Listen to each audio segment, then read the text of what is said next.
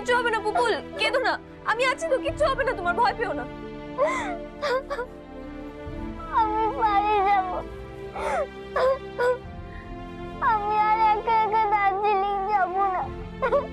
যেতে হবে না, তোমাকে বাড়ি নিয়ে যাবো, আমি বাড়ি নিয়ে যাবো, আমি আছি তো বাবা, আমি কথা দিচ্ছি, আমি তোমাকে বাড়ি নিয়ে যাবো, কোনো ভয় পেও না তো, আমি আছি, এখানে আছি, আমি তোমাকে বাড়ি নিয়ে যাবো।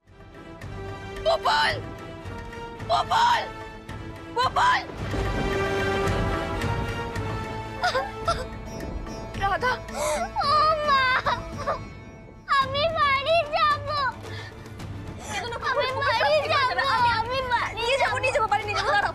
বুবুল, কাঁদিস না মা, তোর বাবা এসে গেছে, বাবা আসছে মা। আদি, আদি, বুবুল এখানে, আদি, ঠিক হয়ে যাবে, এক্ষুনি ঠিক হয়ে যাবে, দাঁড়াও।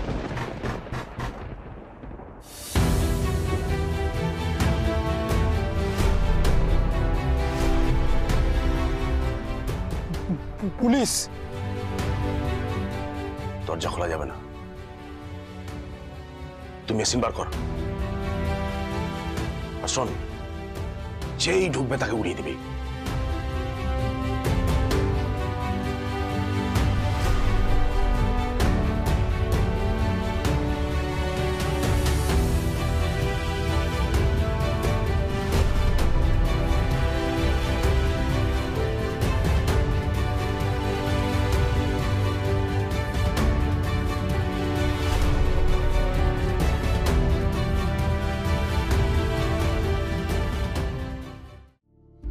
মা,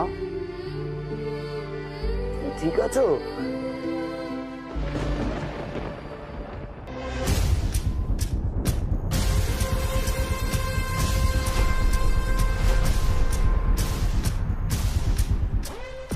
মেঘা, হ্যাঁ, আমি ঠিক আছি, কিন্তু আমাদেরকে এখান থেকে পালাতে হবে, চলো। আপনারা ঠিক আছেন তো? কিছু হয়নি তো আপনাদের? না, আমরা ঠিক আছি।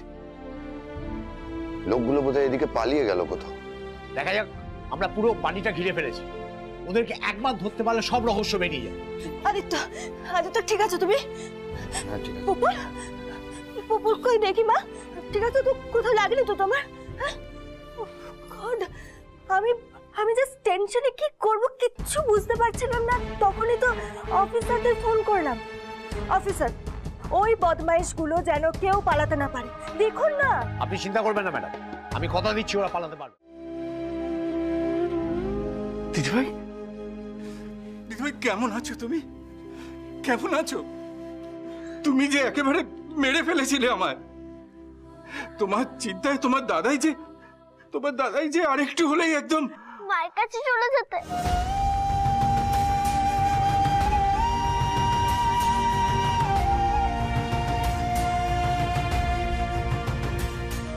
বলো না দাদাই, বলো না, তুমি মরে গেলে তোমার সাথে মায়ের দেখা হতো।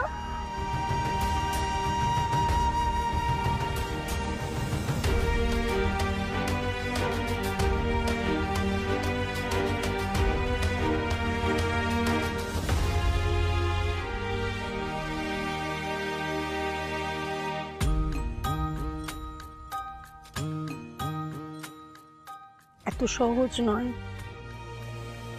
মার কাছে যাওয়া, মার মতো হওয়া, কঠিন কাজ দিদি ভাই, এত সহজ কাজ নয়।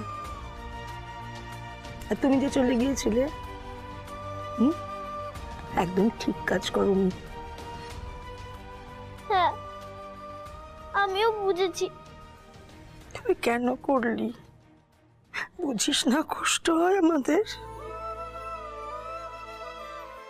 আমারও তো তোমাদের জন্য খুব কষ্ট হচ্ছিল, খুব।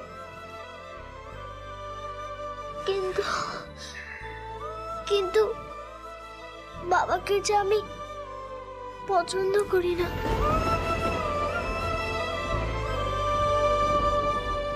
তাই। তাহলে তখন তুমি বাইরে বাবাকে হিরো বললে কেন? ভুল, সবাইকে সবার হিরো মনে হয় না, আমরা যাকে ভালোবাসি তাদেরকেই আমাদের হিরো মনে হয়। শোনো, মা যন্ত্রণা করছে মা? বাবা আমি একদম ঠিক আছি, একদম ঠিক আছি। ওদিকে দেখো, এত ঝড়ঝাপটা বেরিয়ে আসার পরও ওনার কোনো ব্যথা হলো না, আর আমার এইটুকুতে ব্যথা হবে বলো তো? কেন মিথ্যে কথা বলছো তুমি রাধা? না মানে তোমার যদি সত্যি ব্যথা লেগে থাকে তাহলে সেটা ক্লিয়ারলি বলো, ট্রিটমেন্ট করানো যাবে। না দিদি বিশ্বাস করো, আমি একদম ঠিক আছি। আমার এইটুকু তো লেগেছে, এইটুকু সেরে যাবে। তার থেকে বরং যে সব থেকে বেশি কষ্ট পেয়েছে আমরা তার যত্ন নিই, তার কাছে শুনি যে সে কি চায়।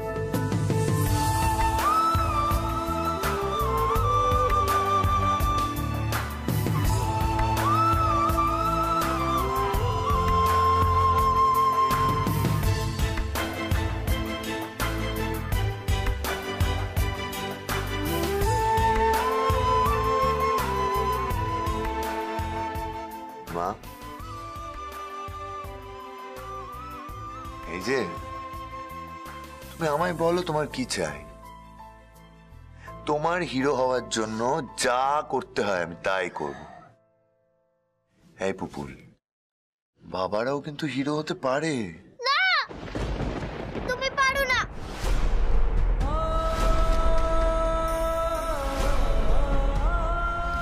তুমি শুধু আমাকে চকলেট এনে দিতে পারো, খেলনা এনে দিতে পারো, গিফট এনে দিতে পারো, আর কিচ্ছু আনতে পারো না।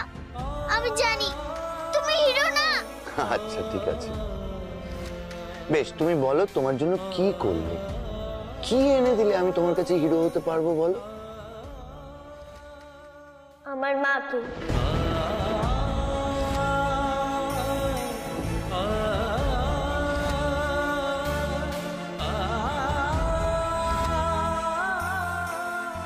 আমার মাকে এনে দিতে পারবে তুমি?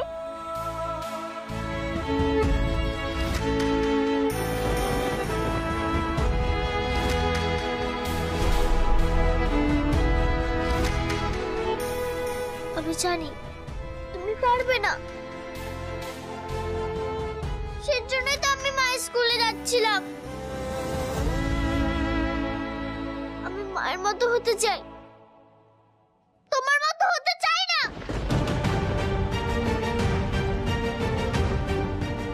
হিরো বলে ডাকলে সবাই হিরো হয় না।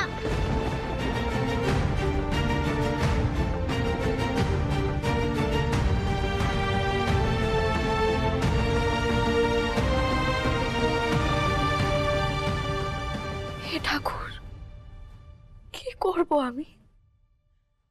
আজও মেয়েটার কাছে যেতে পারবো না, ওকে একটু আদর করতে পারবো না, ওর মাথায় একটু হাত বুলিয়ে দিতে পারবো না। কি করব আমি? পুপুল, এদিকে এসো, এসো।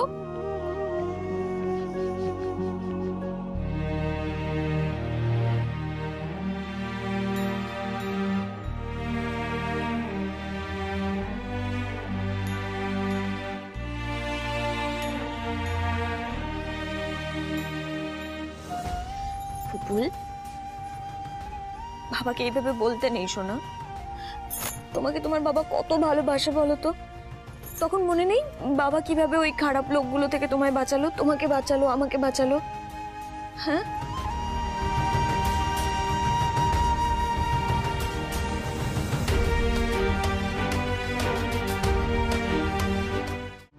বাবা, তুমি মেঘা আন্টিকে থ্যাংক ইউ বললে কেন?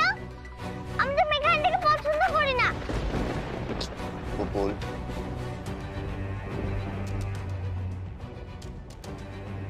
এটা কি কথা মা? তোমাকে আমরা শিখিয়েছি না, যারা আমাদের ভালো করে বা ভালো করার কথা ভাবে তাদের থ্যাংক ইউ বলতে হয় সবাইকে। আমি ওকে থ্যাংক ইউ বলতে পারি, কিন্তু মেঘা আন্টিকে বলতে পারবো না। তুমি বললে তো, এবার দেখবে তুমি আর কোনোদিনও আমার হিরো হতে পারবে না, কোনোদিনও না।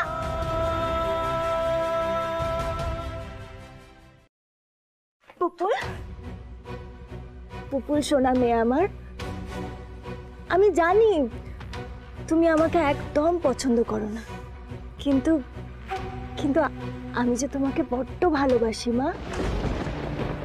ওই জন্য তো কারোর কথা না শুনে আমি তোমাকে বাঁচাতে গেলাম। বললাম না আমাকে ভালোবাসতেও হবে না, আর সোনামেও বলতে হবে না তুমি বাজে।